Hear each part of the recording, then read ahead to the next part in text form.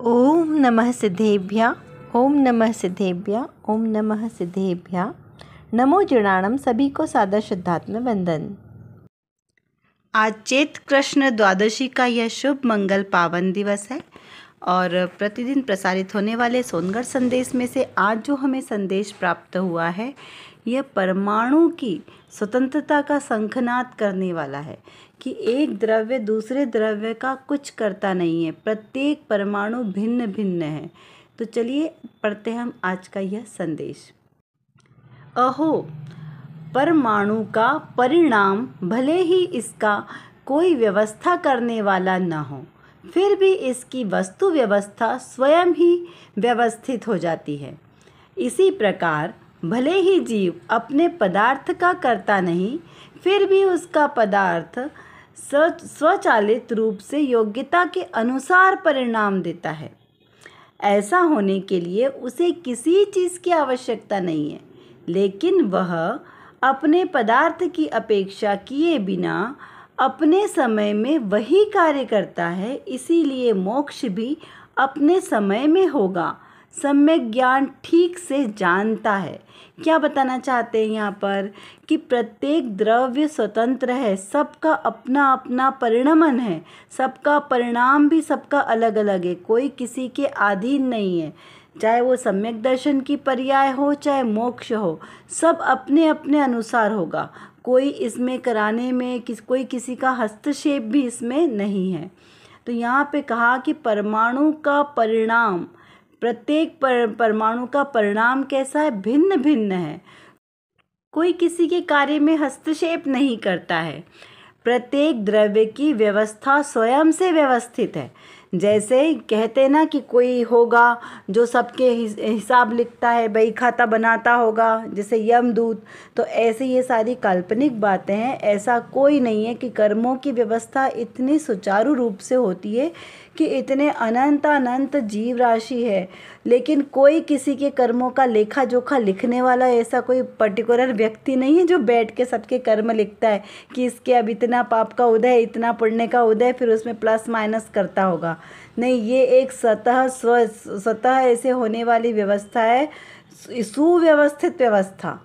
कर्मों की व्यवस्था इतनी सुव्यवस्थित है कि आप चाहे कितना भी पाप कर लो, कितना भी छुप के कर लो, सारे संसार की नज़रों से बच जाओ, लेकिन केवल ज्ञान के ज्ञान में आ चुका है और वो आपके कर्मों के खाते में जा चुका है। पुण्य आप कितना भी कर लो, आप मत सोचो कि लोग क्या बोलेंगे। यदि आपके परिणाम अच्छे हैं, बाहर से किसी को दिखाई नहीं दे रहे हैं, लेकिन आप अपने शुद्ध परिणामों का फल जरूर पाएंगे। चाहे आपको सारी समाज, सारे लोग, परिवार वाले सब कितना भी आपको गलत बोलें, बुरा बोलें, लेकिन घबराना नहीं। यदि हम जिन शासन के पथ पर चल रहे हैं, सर्वज्ञ देव की वाणी को हमने अगर समझा है और उसी के पथ पर चल रहे हैं, तो निश्चित आपका पुण्य का फल होगा और वह आपके खाते में लिख जाएगा। क्योंकि संसार की दृष्टि तो सीमित है ना, सब अपने अपने स्वार्थ से देखते हैं, लेकिन कर्मों की व्यवस्था इतनी सुचारू है कि वहाँ पे कोई गड़बड़ी नहीं होती है। तो इस प्रकार यहाँ पे जो आज का संदेश हम इसको सार रूप में समझे तो कर्मों की व्यवस्था इतनी सुचारू है कि आपको कोई भी आप करेंगे कर्म, वो आपका सहज ही उसका परिणाम आपका बंध जाएगा। अच्छा हो चाहे बुरा हो, यहाँ पे वो बात नहीं चल रही। अच्छा या बुरा दोनों परिणाम, जो भी आप कर्म करेंगे वो उस रूप ही वहाँ पर होगा, से एक तरीके से सेव हो जाएगा। तो यहाँ पर हमें प्रत्येक समय में सतर्कता पूर्वक अपने परिणामों का ख्याल रखना है, क्योंकि जैसा परिणाम करेंगे वैसा उसका फल मिलेगा।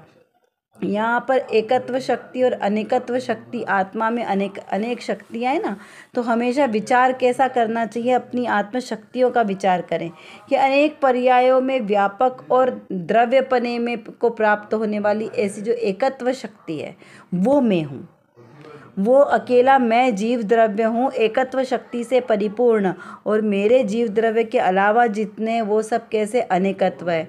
तो मेरे परिणाम मेरे एकत्व शक्ति में, मेरी जो एकत्व शक्ति है ना, एकत्व शक्ति वाला मैं जीव द्रव्य इसमें ही चलते हैं। मेरे जो भी भाव, परिणाम, क्रिया जो भी होंगे वो उसका फल मुझे ही मिलेगा। जो मैंने कर्म किए उसका फल मुझे ही मिलेगा और दूसरे के कर्म का फल उसको मिलेगा। किसी दूसरे का मुझे मिल नहीं सकता, मेरा कर्म फल दूसरे को नहीं मिल सकता। अपने कर्म सिवाय जीव को कोई न फल देता कुछ भी, है ना। तो यहाँ पर क्या कहा कि जो एकत्व शक्ति वाला मैं जीव द्रव्य हूँ वो कैसा है, अनेक पर्यायों में व्यापक और एक द्रव्य पने को प्राप्त, ऐसा मैं एकत्व स्वभावी आत्मा हूँ।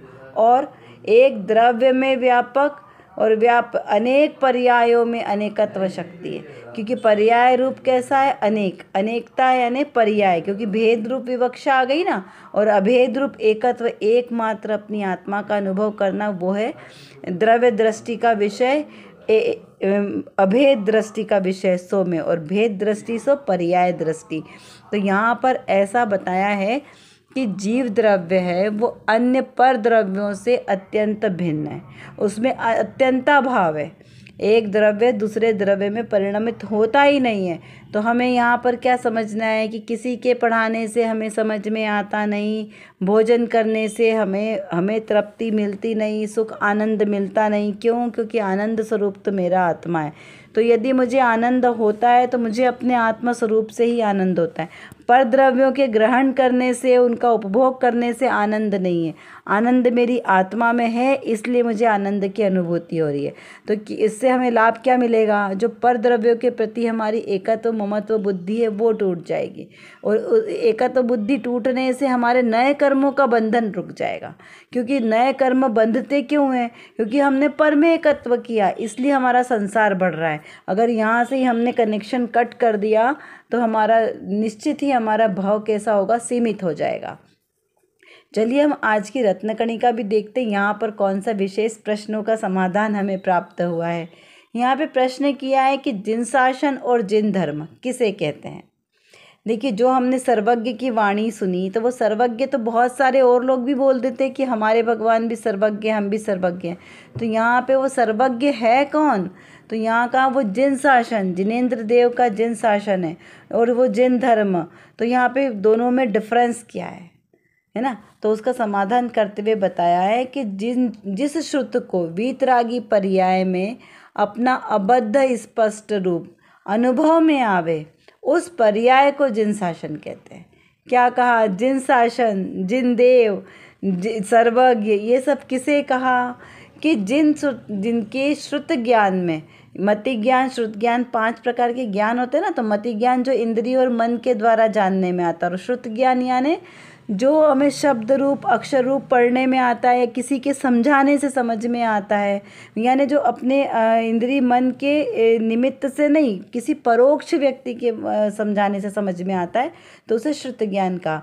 तो ऐसे श्रुत ज्ञान की वीतरागी पर्याय, कौन सी पर्याय? वीतरागी पर्याय कहा। यहाँ रागी पर्याय की बात नहीं चल रही, वीतरागता की बात चल रही है। वीतरागी पर्याय में आत्मा अबद्ध स्पष्ट, मेरा आत्मा कर्मों से बंधा नहीं है और स्पष्ट है, ऐसे पूरा अनुभव में आता है। मेरा आत्मा एकमात्र शुद्ध आत्मा यदि मुझे समझ में आए, तो उस पर्याय को जिन शासन कहते हैं। वो सर्वज्ञता की पहचान है। क्यों? क्योंकि पर द्रव्यों से भिन्न है ना, वो कर्मों से रहित है, ऐसे मोह राग द्वेष आदि भावों से रहित, उसे वीतराग कहा। जो मोह राग द्वेष से रहित है वो वीतरागी है, और समस्त लोकालोक को जानने वाले सर्वज्ञ हैं। तो और इसके विपरीत जिसमें विकार है, अपूर्णता है या भेद आए, उस पर्याय को जिन शासन नहीं कहते। क्या कहा? जिसमें वीतरागता नहीं है, अपूर्णता है, भेद दृष्टि है, पर्याय दृष्टि है, वो जिन शासन नहीं कहलाता है। तो यहाँ पे जिन शासन और जिन शासन कौन नहीं है ये बताया। 5 भाव रूप होने पर भी एक रूप आत्मा है, वह जिसके अनुभव में आया उसको वीतरागी कहते हैं, और उनके द्वारा बताया गया धर्म है वो जिन धर्म कहलाता है। क्या कहा? 5 भाव कौन से? औपशमिक, औदायिक, छायिक, छायोपशमिक और पारणामिक। तो उसमें पारणामिक भाव है वो आत्मा का शाश्वत रहने वाला स्वभाव है। तो इस प्रकार इन 5 भावों, 5 में से 4 भावों से रहित जो एक पारणामिक जो आत्मा का भाव है, उस रूप जो अनुभव में आया है जिसे, वो कहलाता है जिन धर्म, जिन धर्मी और उनके द्वारा कहा गया, उनके द्वारा बताया गया जो धर्म है वो जिन धर्म। तो ऐसे सर्वज्ञ, हितोपदेशी, वीतरागी, जो 3 लक्षण का है ना, वीतरागी, सर्वज्ञ, हितोपदेशी, ऐसे उनके द्वारा बताया गया जो वस्तु का स्वरूप है, जो अपनी आत्मा का स्वरूप है, उसको बताने वाला जो धर्म है उसे कहा जिन धर्म। अब जैसे कहा कि प्रत्येक द्रव्य भिन्न भिन्न है ना, तो फिर हम उसमें एकत्व करते क्यों हैं? जब भिन्न भिन्न है तो हमें क्यों नहीं ऐसा अनुभव में आता है, और हम उनके कार्यों में हस्तक्षेप क्यों करते हैं? हम अपने दिन भर की क्रियाकलाप में देखें तो हम किसी न किसी बात में दूसरे परद्रव्यों में हस्तक्षेप करते हैं और उसी में अपनी चतुराई मानते हैं। तो यहाँ पर ये कैसे?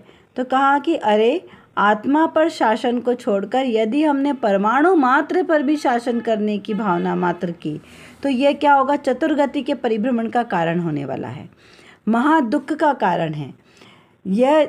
फिर क्योंकि जैसे अभी हम क्या सोचते हैं, हम ट्रस्ट को चलाते हैं, हम समाज सुधारक हैं, हम घर का, परिवार का, ऑफिस का सारे काम हम ही अच्छे से कर सकते हैं, मंच का संचालन हो तो मतलब सारे काम का हम अपने आप को कर्ता मान के बैठे हैं कि देश को चलाने वाला शासक हम अगर बने तो हम ही शासन कर सकते हैं।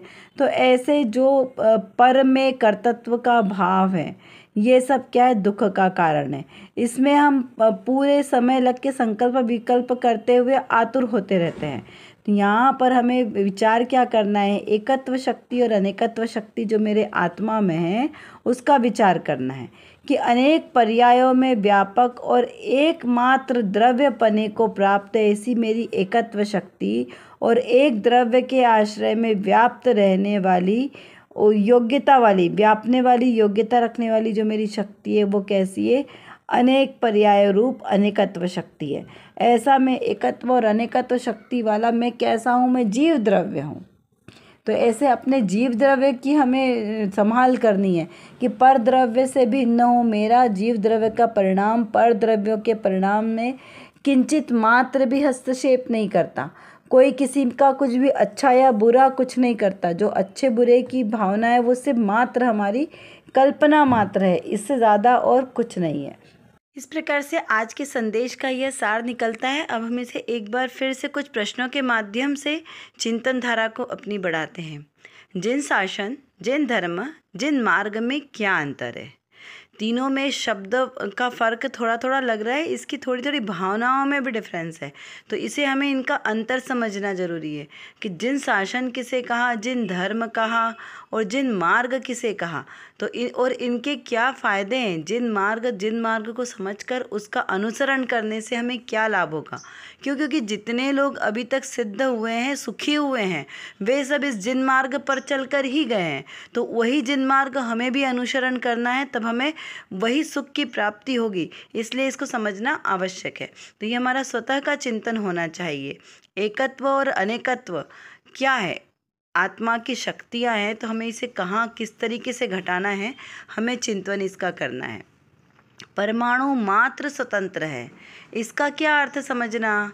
परमाणु मात्र एक एक द्रव्य तो बहुत है, द्रव्य भी कैसा है? बहुत सारे परमाणुओं से मिलकर बना है। तो यहाँ तो कहा कि एक एक सबसे छोटे उस परमाणु की भी स्वतंत्रता की बात है। तो फिर हम यहाँ पर कितनी मिथ्या मान्यता लेकर बैठे हैं कि मैं परद्रव्य को पलटाने में सक्षम हूँ, मैं परद्रव्य का अच्छा या बुरा कर सकता हूँ। तो यहाँ पर ये हमारी मिथ्या मान्यता छूट जाती है। क्यों? क्योंकि प्रत्येक परमाणु स्वतंत्र है, उसका परिणमन स्वतंत्र है। तो कोई द्रव्य किसी अन्य द्रव्य को परिणमाने में सक्षम ही नहीं है, संभव ही नहीं है वहाँ पर। तो ऐसी हमारी मिथ्या मान्यता दूर होती है। श्री जिनेंद्र देव सर्वज्ञ द्वारा बताया गया वस्तु स्वरूप वह जैन धर्म है। क्या यह सही है? जैन धर्म किसे कहा? किसी जाति विशेष का नाम है, किसी संप्रदाय का नाम है, किसी पंथ का नाम है, किसका नाम है जैन? तो यहाँ पे कहा कि जो श्री जिनेंद्र देव है उनके द्वारा जो बताया गया धर्म है वो जैन धर्म है। जिन धर्म जिसने इंद्रियों को जीत लिया है, ऐसे आत्मस्वरूप को प्राप्त करने वाले जिनेंद्र है, उन्हें जिन कहते हैं। और उनके द्वारा बताया गया धर्म वो है जैन धर्म। यहाँ जिन मतलब जो एक शब्द के अनेक अर्थ निकलते हैं। तो यहाँ पर जिन शब्द का मतलब है जिनेंद्र से, जिसने इंद्रियों को जीता। अन्य जिन्न नहीं होता है। जिन्न मतलब वो दानव होता है, वो यहाँ पर अर्थ नहीं है। ये जिन्न शब्द है, जिन्न, दोनों शब्दों में बहुत डिफरेंस है। धर्मी जीवों से जिन धर्म की प्रभावना होती है। क्या धर्मी जीवों से जिन धर्म की प्रभावना होती है? तो जिन धर्म तो स्वयं ही प्रभावशाली है, लेकिन जो व्यक्ति जैन धर्म को धारण करता है उससे धर्म की प्रभावना होती है और स्वयं की आत्म प्रभावना होती है। कहते हैं ना, सच्चा आराधक ही सच्चा प्रभावक होता है। तो ऐसे हम अपने अंतर में जिन धर्म को धारण करें, जिन शासन को समझें, सर्वज्ञ देव द्वारा कहे गए वचन कभी असत्य नहीं होते, ऐसे हम इस महान जैन धर्म के गौरव को समझें और उसे आत्मसात करें, तो हमारे लक्ष्य की पूर्णता होगी और हम शाश्वत सुखी हो सकते हैं। कर विचार तो पाम, हम जितना विचार करेंगे उतना ही हमारा विषय क्लियर होगा, क्योंकि हमारे पास समय की कमी है और जानना बहुत ज़्यादा है। और किसको जानना है? अपने ही ज्ञायक स्वभाव को जानना है। तो जब तक हम अपने इस ज्ञायक स्वभाव को नहीं जानेंगे तब तक हमारा कोई भी कार्य सिद्ध नहीं हो सकता। तो एकमात्र जो मेरे अंदर मतलब मेरे आत्म स्वभाव में जो ज्ञान नाम का विशेष गुण है, इस गुण को एकमात्र अपने ज्ञायक स्वभाव को जानने में लगाएं तो निर्विकल्प दशा की प्राप्ति होगी। और इस निर्विकल्प दशा के ही आश्रय से हमें शाश्वत सुख की प्राप्ति होगी। तो वो शाश्वत सुख हमें प्राप्त हो, इसीलिए पुरुषार्थ करना आवश्यक है। उसके लिए व्यवहार से तो सच्चे वीतरागी देवशास्त्र गुरु का आश्रय लेना योग्य है, और निश्चय नय से मेरी निज शुद्धात्मा का आश्रय लेना ही सर्वश्रेष्ठ उपाय है। अभी के लिए बस इतना ही। विशेष चर्चा हम आगे की कक्षाओं में करेंगे। तब तक हम अपने आत्मस्वरूप को जानें, पहचानें और उसी में लीन रहें। इसी विशेष मंगल भावना के साथ आप सभी को सादर जय जिनेंद्र।